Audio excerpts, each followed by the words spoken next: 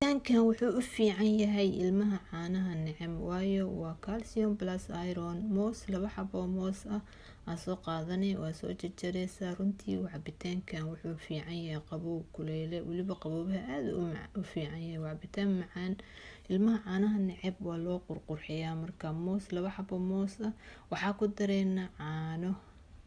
runtii cabitaankan aad iyo aad u macaan yahay ilmaha way jeclaysanayaan. Waa calcium plus iron baraf ka buuxinaya baraf moos caano cabitaanka adduunka ugu macaan waaye. Waa sidoo kale bir ka buuxda ma iron sokor ku daray waaye baraf badan aan ku darnay. Moosku macaan yahay laakiin barafka hadda waa shiideena. Cabitaankan runtii easy aad u macaan nafaqo ah asagoo xurinaya sidii caano geel laga soo lisay. waa kana عجب ilmihiina qabow hadaa joogtid hadaa kuleel joogtid u sameeyo hadaa haysatid ilmo caanaha neceb adigana isku nafaqee haduu ironka kugu yiri